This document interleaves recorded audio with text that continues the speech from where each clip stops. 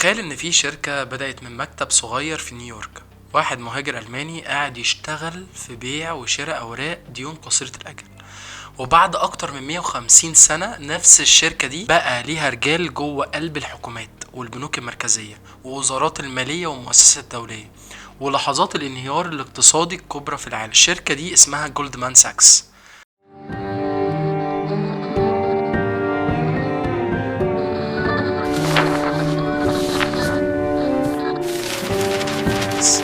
ناس كتير سمعت عن باي بال مافيا، المجموعة اللي طلعت من باي بال وبعدين أسست شركات تكنولوجيا ضخمة وغيرت شكل وادي السيليكون. بس اللي الناس أقل بتتكلم عنه إن في مافيا أقوى بكتير، أقدم بكتير وأخطر بكتير، مش بتتحكم في تطبيقات أو منصات تواصل، لكن بتتحرك في مكان أعمق: المال، الديون، البنوك، الحكومات، وأسواق العالم. اسمها بشكل غير رسمي جولدمان ساكس مافيا، والكلمة هنا مش معناها ان هم عصابة بالمعنى الحرفي، لكن معناها ان شبكة خريجين الشركة ديت منتشرة في اماكن قوة حساسة جدا. وزارة الخزانة هنا، رئيس البنك المركزي هناك، مسؤول في البنك الدولي، مستشار اقتصادي الرئيس، مدير بورصة او مسؤول رقابي المفروض يراقب نفس النظام اللي الشركة دي عايشة جواه. ولما تلاقي نفس الاسماء بتتنقل بين جولدمان ساكس والحكومة وبعدين ترجع للقطاع المالي وبعدين تظهر وقت الازمات في اماكن القرار، لازم تسأل نفسك: هل دي مجرد صدفة ولا ده نظام كامل بيشتغل بطريقة تخلي الناس اللي على القمة دايما قريبين من زر الانقاذ؟ واحد من اهم الاسماء دي في الحكاية هو هنري بولسون. بولسون قضى حوالي 32 سنة في جولدمان ساكس، ووصل انه يبقى رئيس مجلس الادارة والمدير التنفيذي للشركة. يعني مش موظف عادي، ده كان واحد من اهم الناس في تاريخ المؤسسة. وبعد ما خرج من جولدمان وبقى وزير الخزانة الامريكي، ودي مش وظيفة بسيطة. وزير الخزانة في امريكا وقت ازمة مالية كبرى بيبقى حرفيا ماسك مفاتيح الخزنة، واقف في النص بين البنوك والاسواق والكونجرس والبيت الابيض. وبعدين تيجي 2008، الازمة المالية اللي هزت العالم كله، بنوك بتقع وشركات بتنهار وناس بتفقد بيوتها، مدخرات عمر بتتبخر، والاقتصاد العالمي واقف على حافة حفرة كبيرة. وفي اللحظة دي هنري بولسون كان واحد من اهم الناس اللي بيقرروا مين يتساب يقع ومين يتلحق. ليمان براذرز، واحد من اكبر بنوك الاستثمار في امريكا، اتساب عشان ينهار. سقوطه كان زي زلزال ضرب الاسواق كلها. وفي نفس الوقت شركة التأمين العملاقة AIG اتلقت انقاذ ضخم، والانقاذ ده خلى AIG تقدر تدفع لجولدمان ساكس حوالي 13 مليار دولار، كانت مستحقة نتيجة رهانات وتأمينات مالية مرتبطة بالأزمة. وهنا الناس سألت سؤال البديهي: ازاي شركة كانت جزء من النظام اللي خلق الأزمة تطلع في الآخر متغطية؟ وازاي وزير خزنة جاي من قلب جولدمان ساكس يبقى هو نفسه في موقع يسمح له يحدد شكل الإنقاذ؟ طبعا أنصار بولسون هيقولوا إن القرارات كانت بإنقاذ النظام كله، وان سقوط AIG كان هيعمل كارثة اكبر. بس حتى لو ده صحيح، السؤال الاخلاقي يفضل موجود. لما رجال البنوك هم يبقوا رجال الانقاذ، مين بيراقب مين؟ لكن بولسون مش الوحيد، في روبرت روبن اللي كان برضو من كبار جولدمان ساكس وبقى وزير خزانة في ادارة بيل كلينتون. روبن كان جزء من مرحلة مهمة جدا في التسعينات، مرحلة اتفكت فيها قيود كتير على وول ستريت، واتفتح الباب قدام البنوك عشان تاخد مخاطر اكبر بكتير وتدخل في منتجات مالية اعقد. ودي كانت سنين كان الاقتصاد الامريكي فيها شكله مزدهر، التكنولوجيا طالعه والانترنت بيكبر والبورصه بتجري. بس من تحت اللمعان ده كله كان في نظام بيتعلم حاجة خطيرة: ازاي يعمل فلوس ضخمة من الحماس الجماعي حتى لو الحماس ده مبني على الهوا. وفي ستيف مونتشن، وزير خزانة في عهد دونالد ترامب، قضى سنين طويلة في جولدمان. وفي رؤساء بنوك مركزية ومسؤولين في بنوك عالمية ومؤسسات دولية عدوا على الشركة ديت في مرحلة من مراحل حياتهم. الفكرة هنا مش ان كل شخص اشتغل في جولدمان ساكس فاسد او شرير، دي قراءة ساذجة. الفكرة أخطر من كده: لما مؤسسة واحدة تنتج العدد ده من الناس اللي بيمسكوا مفاتيح النظام المالي العالمي، يبقى المؤسسة دي مش مجرد بنك، دي مدرسة سلطة. بس عشان نفهم جولدمان ساكس بجد لازم نرجع للبداية. القصة بدأت سنة 1869 مع ماركوس جولدمان، مهاجر ألماني وصل أمريكا وبدأ يشتغل في حاجة بسيطة مقارنة باللي الشركات بقت عليه بعد كده. كان بيتعامل في اوراق دين قصيره الاجل او تعهدات دفع بين التجار والشركات الصغيره. الفكره كانت ان الشركه محتاجه سيوله دلوقتي، فتبيع ورق دين بخصم وهو يشتريها ويتوسط فيها. شغل مالي تقليدي مفيد ومش بالضروره في اي شر. وبعد شويه انضم له صهره صامويل ساكس وبقى الاسم جولدمان ساكس. الشركه كبرت واشتغلت في التمويل وبنت سمعه قويه. في الوقت ده امريكا كانت بتتوسع اقتصاديا بسرعه، سكك حديد وصناعه، تجاره، شركات بتكبر، وناس بتدور على راس مال. جولدمان ساكس كان جزء من الحلم الامريكي، مهاجر يبدأ من تحت يبني مؤسسة وتكبر مع البلد. لكن الحلم الأمريكي في وول ستريت غالبا ليه ظل، والظل بدأ يظهر بقوة لما دخلت جولدمان عالم طرح الشركات في البورصة. واحدة من أهم محطات كانت طرح شركة سيرس في 1906. هنا جولدمان بدأت تدخل لعب أكبر، مش بس تمويل قصير الأجل، لكن مساعدة الشركات إن هي تبيع أسهمها للجمهور. يعني البنك يبقى وسيط اللي يقول للناس الشركه دي تستاهل، ادفعوا فلوسكم اشتروا السهم. وهنا القوه الحقيقيه بتبدا، لان اللي بيطرح الشركه في البورصه مش بس بيبيع اسهم، ده بيبيع قصه، بيبيع توقعات، بيبيع مستقبل. والناس لما بتشتري مش دايما بتشتري الواقع، ساعات بتشتري الحلم. في عشرينات القرن العشرين أمريكا كانت عايشة حالة هوس اقتصادي، البورصة طالعة والناس متفائلة، والجرايد بتتكلم عن ثروات بتتعمل بسرعة، والمواطن العادي بدأ يحس إن الاستثمار في الأسهم طريق سهل للغنى زي أي فقاعة. كان في أداة مالية الناس مش فاهماها بالكامل لكنها واثقة فيها. في 2008 كانت الأداة دي الرهون العقارية المجمعة. في فقاعة الدوت كوم كانت شركات الإنترنت. في العشرينات كانت الصناديق او شركات الاستثمار اللي اسمها انفستمنت تراست. وجولدمان ساكس دخلت اللعبه بقوه، عملت شركه اسمها جولدمان ساكس تريدنج كوربوريشن. الفكره في ظاهرها انها شركه استثماريه بتشتري اسهم وتدير اموال المستثمرين، لكن الطريقه اللي اتعملت بيها كانت خطيره. جولدمان اشترت اسهم الشركه بنفسها، وبعدين باعت اغلبها للجمهور بسعر اعلى، وبعد كده بدات الشركه تشتري اسهمها من السوق، فالسعر يعلى فالناس تتحمس فتشتري اكتر، وبعدين بتعمل صندوق جديد، ثم صندوق فوقه، ثم صندوق فوقه. دي اسماء كان شكلها بريء، لكن جوه النظام كان فيه هرم مالي بيتبني. شركة تمتلك شركة، والشركة التانية تمتلك التالتة، والفلوس طالعة من جيب الجمهور وداخلة في لعبة أسعار بتعلي نفسها بنفسها. طول ما السوق طالع كله مبسوط، الناس شايفة أرقام بتزيد، جولدمان بتكسب، المستثمرين فاكرين إن هم كسبانين.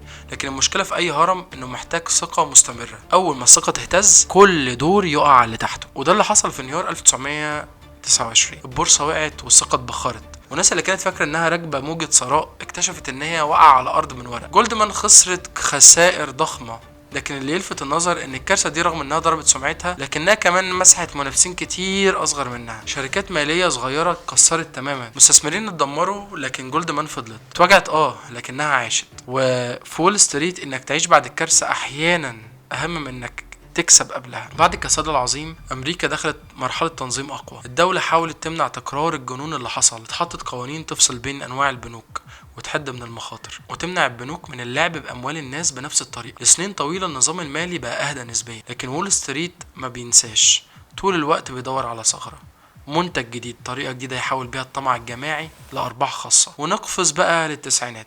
الانترنت ظهر والعالم كله حس انه داخل عصر جديد. الشركات بتتأسس من كام شاب عندها موقع الكتروني وفكرة براقة، وفجأة مستثمرين بيحطوا فيها ملايين، الاعلام بيحتفل والبورصة بتسقف، والناس بتصدق ان القواعد القديمة انتهت خلاص. الربح مش مهم دلوقتي، المهم النمو، والشركة مش لازم تكسب، المهم الناس تؤمن ان هي هتكسب بعدين. وده المناخ المثالي لبنك استثمار قوي. جولدمان ساكس بقت من ملوك طرح شركات الانترنت. شركات لسه صغيرة او ارباحها مش واضحة او نموذجها التجاري مهزوز، تحول فجأة الأسهم مطلوبة، البنك بياخد عمولته، المؤسسين بيكسبوا، والمستثمرين الكبار بيدخلوا بدري، والجمهور يدخل متأخر وهو فاكر انه لحق الفرصة. شركات زي ياهو نجحت في لحظات معينة وبقت أسماء ضخمة، لكن شركات تانية زي ويب فان أو اي تويز اتحولت رموز على جنون الفقاعة.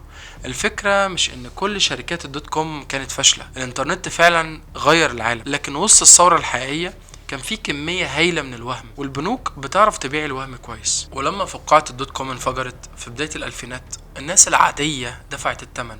مؤشر ناسداك خسر تريليونات من قيمته، أحلام اتبخرت ومدخرات اختفت، لكن جولدمان وغيرها من البنوك خرجوا بغرامات تعتبر صغيرة مقارنة باللي هم كسبوه. ودي جملة هتتكرر معانا كتير، الغرامة في وول ستريت مش عقاب حقيقي، احيانا بتبقى مجرد تكلفة من تكاليف الشغل. وبعد ما الناس خرجت من فقاعة الانترنت مجروحة كان في فقاعة جديدة بتطبخ، العقارات.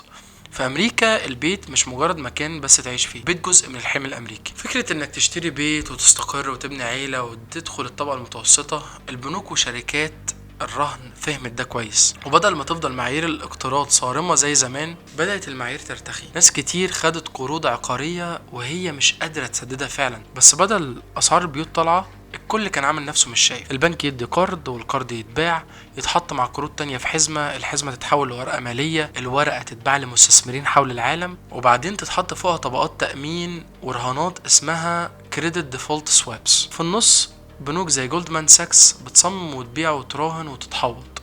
العملية بقت معقدة لدرجة الناس كتيرة جوه النظام نفسه ما كانتش فاهمة كل الخيوط، بس كانوا فاهمين حاجة واحدة: في فلوس مهولة بتتعمل. المشكلة ان القروض اللي تحت الهرم كانت ضعيفة، الناس مش قادرة تدفع، بيوت اسعارها منفوخة، تقييمات ائتمانية مطمئنة أكتر من اللازم، وكالات تصنيف بتدي درجات عالية لمنتجات خطيرة، وكل طرف بيعدي الخطر للطرف اللي بعده. لما الناس بدأت تعجز عن السداد، الهرم اتهز وبعدين وقع. 2008 ما كانتش مجرد أزمة بنوك، كانت لحظة انكشاف. العالم اكتشف إن جزء ضخم من الاقتصاد العالمي كان مبني على منتجات مالية معقدة مرتبطة ببيوت ناس عاديين، ولما البيوت دي وقعت النظام كله بدأ يقع معاها.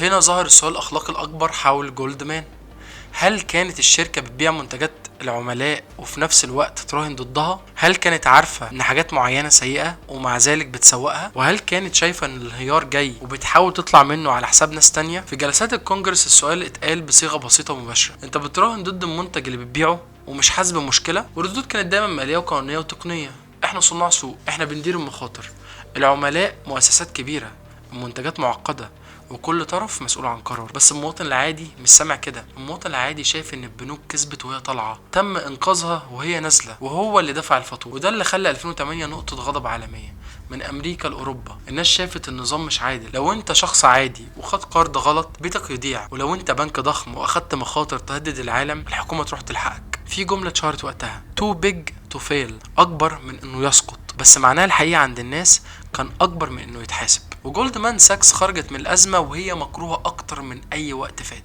اتوصفت ان هي مصاصة دم بيمص دم العملاء بتوعها، وانها رمز الجشع وول ستريت. طبعا الشركه دافعت عن نفسها وقالت انها ما كانش السبب الوحيد، وانها خسرت في بعض المراكز وكسبت في مراكز تانية، وانها التزمت بالقانون، لكن السمعه كلها اتكسرت، او بمعنى ادق الصوره الحقيقيه اللي الناس كتير كانت شايفاها من زمان بقت قدام الجمهور كله. لكن الغريب ان بعد الازمه جولدمان ما اختفتش، بالعكس رجعت تحقق ارباح ضخمه، دفعت غرامات وتسويات لكنها كملت. وده جزء من عبقريه النظام المالي الحديث. المؤسسه ممكن تعمل ازمات، تدفع جزء من ارباحها كغرامات، وتغير شويه لغه في تقارير، وبعدين تكمل. لا حد يدخل السجن غالبا ولا النظام يتغير من جذوره، بس الناس العاديه تفضل عايشه اثار الازمه لسنين. وبعد الرهون العقاريه، لما الثقه في المنتجات الماليه المعقده اتهزت، وول ستريت بدات تدور على ساحه تانية، حاجه ملموسه اكتر، حاجه الناس كلها محتاجاها: السلع، النفط، الغذاء، الطاقه. في 2008 اسعار النفط وصلت لمستويات جنونيه. الحكومات وقتها كانت بتتكلم عن العرض والطلب، عن الصين، عن الشرق الاوسط، عن الاستهلاك، وده جزء من الصوره اكيد. بس في حاجه في الجانب التاني: المضاربه. عقود مستقبليه للنفط تتباع وتشترى مرات كتير قبل ما البرميل نفسه يوصل لاي حد يستخدمه. يعني البرميل الواحد بقى بيتداول كانه ورقه في كازينو عالمي، كل مره بيتباع فيها السعر بيتحرك، وكل ما المستثمرين يدخلوا اكتر الاسعار تبعد اكتر عن الواقع الفعلي للعرض والطلب. ولما اسعار الطاقه تعلى كل حاجه بتعلى: النقل والاكل والزراعه والتصنيع. وفي دول فقيره ارتفاع الغذاء مش معناه انك هتدفع زياده في السوبر ماركت، معناه ان في ناس ممكن تجوع. فالمضاربه اللي بتحصل في مكاتب مكافاه في نيويورك ولندن ممكن تنتهي بطبق فاضي في بلد تاني خالص. ودي واحده من اخطر الافكار: ان المال لما ينفصل عن الواقع، الواقع هو اللي بيتألم. بالنسبه للمضارب النفط رقم على الشاشه، بالنسبه لعيله فقيره النفط ده سعر المواصلات وسعر العيش وسعر الخضار. بالنسبه للبنك الأزمة فرصة، بالنسبة للناس الأزمة حياة متكسرة. مع مرور الوقت فضايح جولدمان ما وقفتش عند 1929 ولا عند الدوت كوم ولا 2008. في اتهامات وقضايا وتسويات كتير، تضارب مصالح واستغلال عملاء، تداول بناء على المعلومات، منتجات معقدة، وأشهر من كده فضيحة 1MDB في ماليزيا، واللي اتورطت فيها أموال بمليارات الدولارات، واتقال ان رشاوي وفساد ادوا لخسائر ضخمه في الصندوق السيادي الماليزي. جولدمان دفعت مليارات في تسويه مرتبطه بالقضيه، وده اكد للناس ان قصه البنك مش بس امريكيه، دي قصه عالميه. لما بنك بالحجم ده يتحرك اثاره بتوصل لدول وشعوب بعيده جدا عن وول ستريت. في وسط كل ده في سنه 2012 حصلت لحظه نادره. واحد داخل جولدمان ساكس اسمه جريج سميث كتب استقاله علنيه في نيويورك تايمز. هو كان المدير التنفيذي في الشركه، وخرج يقول ان الثقافه الداخليه بقت مريضه، وان العملاء بيتكلموا عنهم احيانا بازدراء، وان بعض الناس جوه الشركه كانوا بيشوفوا العميل كفريسه او كشخص ساذج ممكن يتباع له منتج معقد. من اشهر الكلمات اللي اتذكرت وقتها كانت كلمه مابتس، بمعنى ان ناس سهله التلاعب او سذج. طبعا جولدمان ساكس رفض الصوره ديت وقالت ان كلامه لا يمثل ثقافه المؤسسه، لكن الرساله ضربت عصب حساس، لانها قالت بصوت عالي لناس كتير كانت شاكه فيه: هل البنوك دي بتخدم العملاء فعلا ولا بتستخدمهم؟ السؤال ده هو قلب وول ستريت. في الظاهر البنك بيقول لك انا مستشارك، انا هساعدك تستثمر، انا هفتح لك فرص، لكن في الواقع البنك عنده مصلحه، عنده مخزون منتجات عايز يبيعه، عنده رهانات خاصه، عنده معلومات من عملاء، وعنده قدرة على فهم السوق اكتر من العميل. فلما الطرف الاقوى يبيع للطرف الاضعف منتج هو نفسه مش واثق فيه، هل دي شطارة ولا استغلال؟ وول ستريت بتحب تقول ان كل الاطراف محترفة وان كل واحد مسؤول عن قرار، لكن ده بيتجاهل فرق المعرفة والقوة. مش كل عميل فاهم المنتج بنفس طريقة البنك اللي صممه، مش كل صندوق معاشات او بلدية او مستثمر عادي عنده جيش محللين ومحامين ونماذج رياضية. وفي عالم المنتجات المالية المعقدة الجهل مش عيب اخلاقي عند العميل، العيب انك تستغل الجهل ده. عشان كده في ناس بتقول ان اخلاق وول ستريت تعبير متناقض من الاساس، لان النظام نفسه مبني على ان في فائز وخاسر، ولو جولدمان عايز تكسب دايما يبقى لازم حد تاني يخسر. المشكلة مش في وجود ربح، اي شركة عايزة تربح، المشكلة في نوع الربح. هل بتكسب لانك خلقت قيمة حقيقية، ولا بتكسب لانك اذكى في اخفاء الخطر ونقله لغيرك؟ وهنا نرجع لفكرة المافيا اللي قلناها في اول الحلقة. جولدمان ساكس مش قوية لانها عندها فلوس ولا عشان عندها محللين اذكياء، هي قوية لانها قريبة من النظام اللي بيحط القواعد. الناس بتطلع منها للحكومة، ومن الحكومة لمجالس الادارة، ومن المؤسسات الدولية للقطاع الخاص. الباب الدوار ده بيخلق ثقافة مشتركة، حتى لو مفيش مؤامرة واضحة، حتى لو مفيش غرفة سرية بيتفقوا فيها على كل حاجة. النتيجة ممكن تبقى واحدة، ناس شايفة العالم بنفس الطريقة، بتدير ازمات بنفس المنطق، وبتنقذ نفس النوع من المؤسسات. وده يمكن اخطر من المؤامرة، لان المؤامرة بتحتاج دليل، لكن الثقافة بتحتاج وعي. لما صانع القرار يبقى جاي من نفس البيئة اللي المفروض ينظمها، هيبقى عنده ميل طبيعي يفهم خوف البنوك اكتر من خوف الناس، يفهم لغة السوق اكتر من لغة العائلات اللي فقدت بيوتها، ويقلق من انهيار بنك اكتر ما يقلق من انهيار حي كامل. مش لانه بالضرورة شرير، لكن لانه اتكون داخل عالم شايف ان استقرار السوق هو الاولوية القصوى، وحتى لو الناس اتألمت المهم السيستم ما يقعش. بس السؤال، سيستم لمين؟ لما بنك كبير يخسر الحكومة تتحرك بسرعة، لما ملايين الناس تخسر بيوتها المساعدة بطيئة ومعقدة ومش كفاية، لما شركة مالية ترتكب مخالفات تدفع غرامة، لما شخص عادي يتأخر في قسط يتسحب منه بيت. القواعد مش واحدة، وده اللي خلى جولدمان ساكس مش لانها الوحيدة اللي عملت كده، لكن لانها اتقنت اللعبة اللي بتخلي الربح خاص. وده اللي خلى جولدمان ساكس رمز، مش لانها الوحيدة اللي عملت كده، لكن لانها اتقنت اللعبة اللي بتخلي الربح خاص والخسارة عامة. المكسب يروح للمساهمين والمديرين، ومكافآت والخسارة تروح لإنقاذ الحكومة. بطالة، تقشف، ارتفاع أسعار، وانعدام ثقة. وفي كل أزمة بيكرر نفس المشهد. قبل الأزمة يقولوا لنا السوق ذكي ويعرف ينظم نفسه، وقت الأزمة ما تحصل بقى يطلبوا تدخل الدولة بسرعة، وبعد الأزمة يرجعوا يقولوا السوق لازم يفضل حر. يعني وقت الربح سيبونا، ووقت الخسارة انقذونا، وبعد الإنقاذ ما تراقبوناش زيادة عن اللزوم. وده مش كلام عن جولدمان بس، دي قصة وول ستريت كلها. لكن جولدمان بقت الوجه الأشهر لأنها كانت حاضرة في لحظات كتير، فقاعة العشرينات وفقاعة الدوت كوم والرهون العقارية وإنقاذ 2008 والمضاربات والفضائح الدولية وباب الدوار بين البنك والحكومة. ومع ذلك لازم نكون دقيقين، جولدمان ساكس مش كان كرتوني شرير قاعد في برج مظلم بيخطط لتدمير العالم. الحقيقة أعقد وأخطر، هي مؤسسة مالية ضخمة فيها ناس شاطرة جدا جدا، وناس مؤمنة إنها بتعمل شغلها، وناس بتفهم الأسواق بعبقرية، وده بالظبط اللي بيخليها خطيرة. الشر هنا مش لازم يبقى واحد بيضحك ضحكة شريرة، الشر ممكن يبقى سبريد شيت، نموذج مالي، بند قانوني، منتج استثماري، قرار إنقاذ، غرامة محسوبة مسبقا، أو ثقافة تقول إن أي شيء مسموح طالما مربح وقانوني بما يكفي. المشكلة إن قانوني مش دايما معناها اخلاقي، ومش كل شيء مدمر يكون مخالف للقانون وقتها.